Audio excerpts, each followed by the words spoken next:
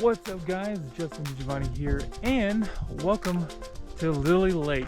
Oh, oh yeah, we're gonna have fun today.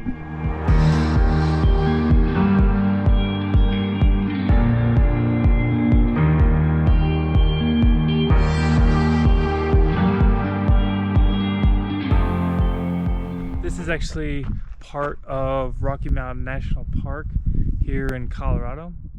We're currently going to be doing a sunset here at this location, and I already have a few compositions spotted out already. So let me grab my tripod. Yeah. Oh, speaking of which, I know in my last video, which was created quite a bit ago, I did mention that I was going to get a different tripod head. Well, ta-da! This is a Manfrotto ball head, and it is phenomenal. I do like this much better than my last setup, which was complete rubbish. It just took way too much time. So let's go ahead to our first composition. Let's go!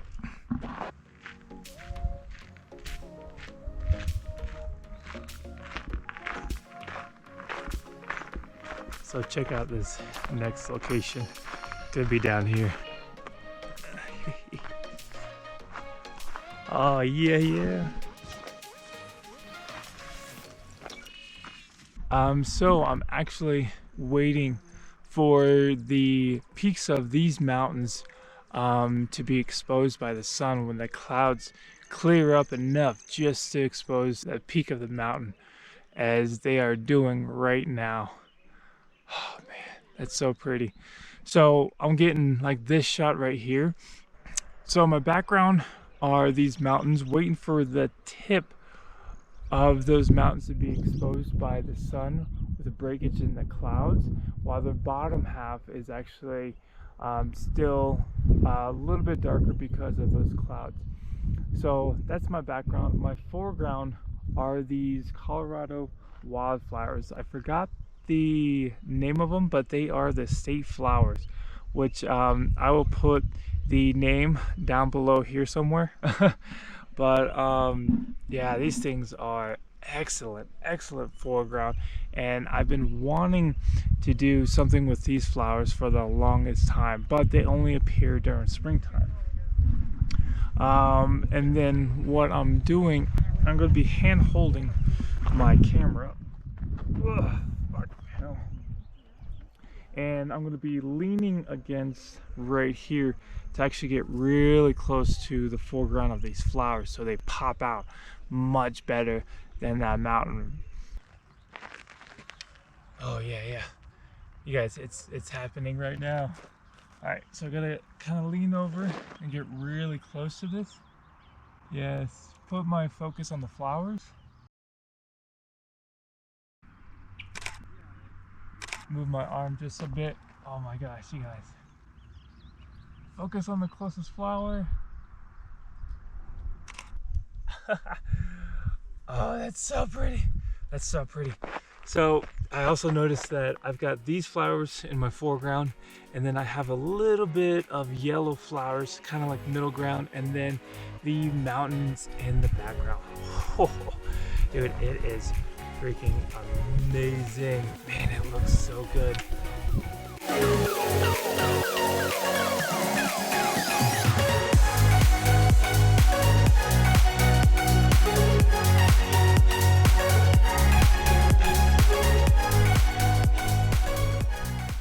I wanted the flowers to be in shadow just because how soft they are, to show it really. And you know, being the sun at high noon, that harsh lighting will definitely change the perspective of these flowers. They wouldn't look as soft just because of that harsh lighting. But it worked out really good, and I'm very pleased with it. There's so much wildlife here at Lily Lake that it's all around, from different birds to salamanders. Yeah, there's salamanders here on this lake, or in this lake really. Oh, check that out. I told you, there's all sorts of like wildlife here. He just so happened to be chilling right on my hand. Hey, what's up, dude? We still got a little bit of time during like sunset. It's gonna be a while, so I think what I'm gonna do, I'm gonna show you guys around even more. So let's go.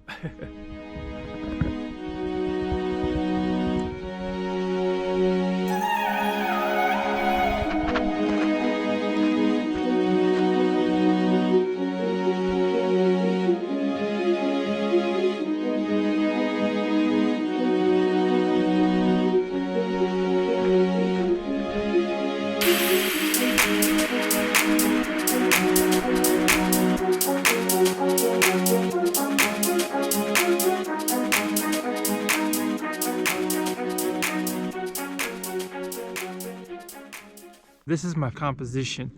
It's actually using this dead tree that is just so happened to be pointing up to the mountain. So, you know, it works in my favor really, really nicely. So I'll kind of give you an idea of that. Yes, going all through there.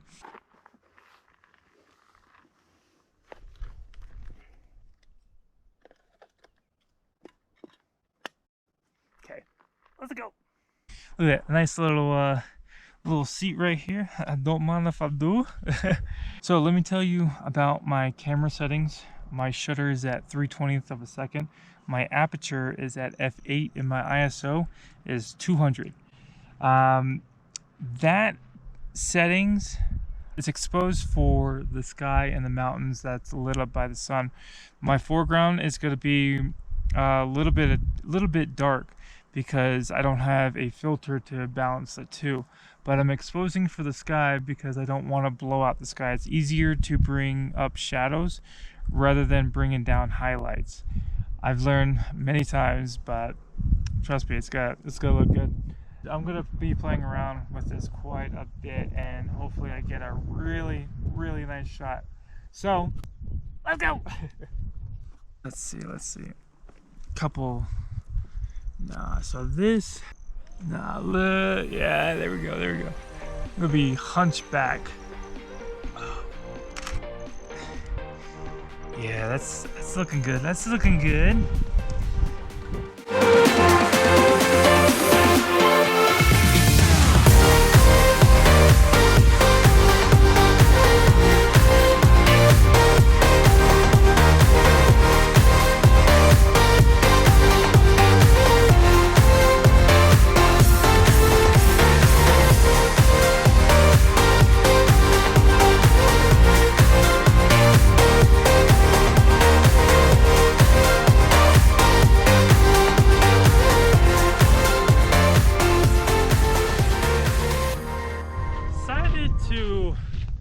I think I have a couple more compositions here at the lake.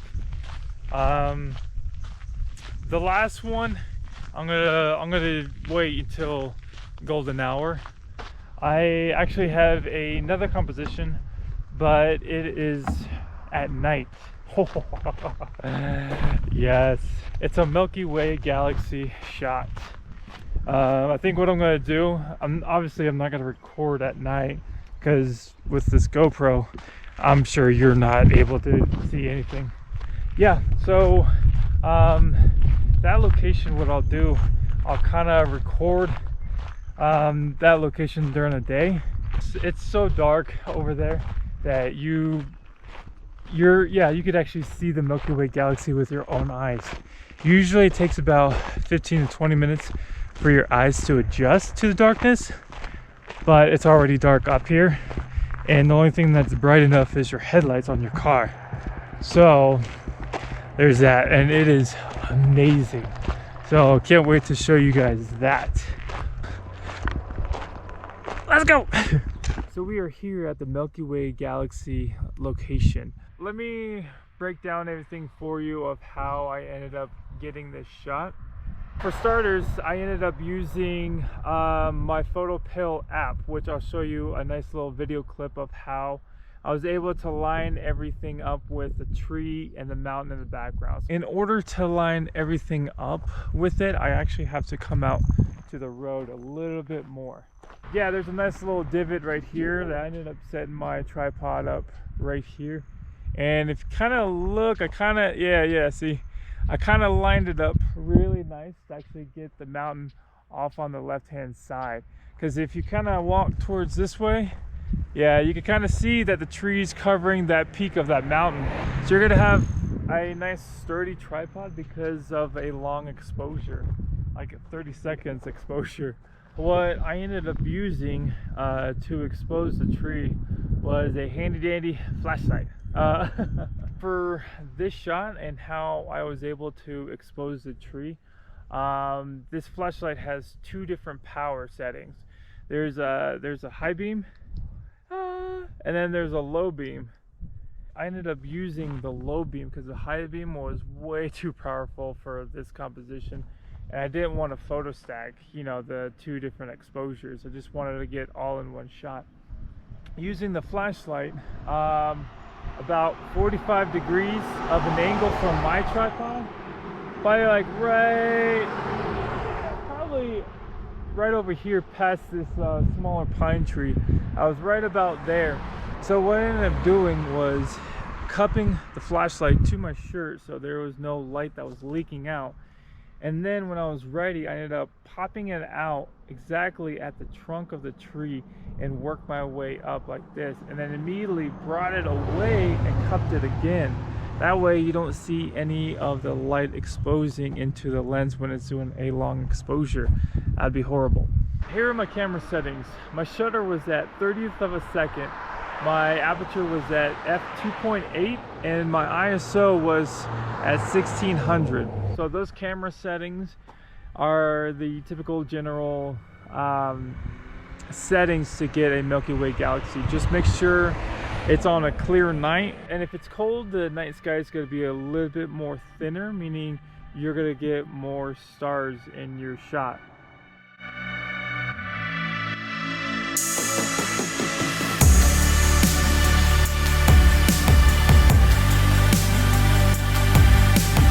So after explaining this location and camera settings and how I was able to get this shot, let's go back to Lily Lake. Let's go!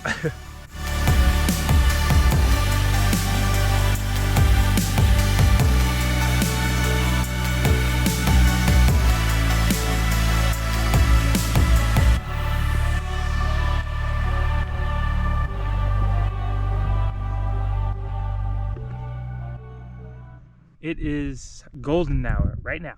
My composition is going to be the main focus of these mountains right here. So with my tripod, I don't think I'm going to go that high. I'm just going to extend the first leg being the thickest, meaning more sturdy when I put my camera on top of it. I'm going to be playing around with the height, and depending on that, I'm going to adjust the tripod as needed. So let's go. Yeah, first things first, before you put your camera on the tripod, when you do a panorama, level your tripod first. That is definitely so necessary. So now that the tripod is set up and it's leveled out using the bubbler leveler, so the leveler down here, and I have one right below the camera. I'm not really focused on that one just because I'm going to be turning my camera to portrait to actually get more of the foreground and everything. The last thing to do is connect your cable release, or that way you don't have to create any kind of vibrations to the camera. So another thing is to set up your focusing. Focus on the mountains in the background.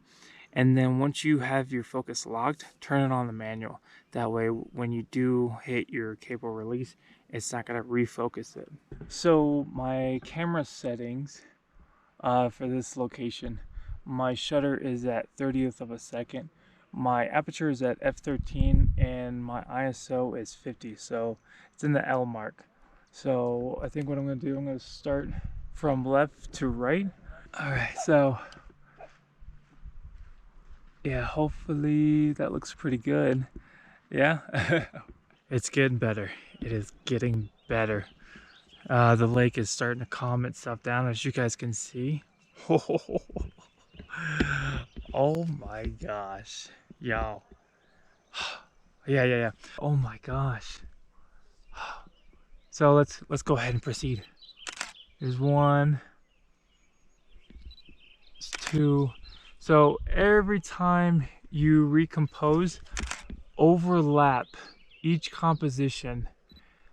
That way it's a better for stitching when you throw it in Lightroom or Photoshop. Oh my gosh. You guys, this is amazing. Oh, the lighting. Yo, we're going I think 180 degrees. Just about 180. Oh my. Whew. Oh my gosh. Man, you guys, I am pretty pumped about this.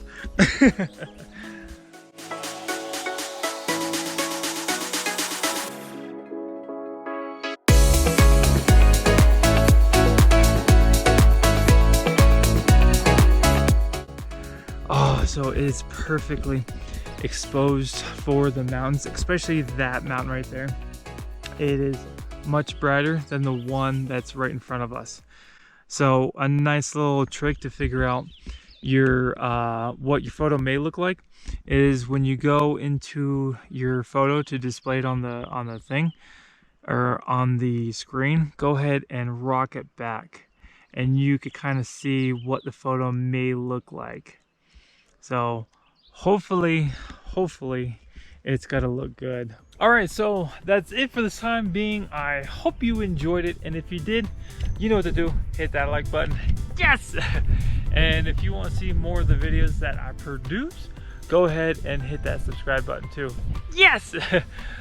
You guys are awesome. Stay awesome, and until then, I will see you all in the next video. See ya.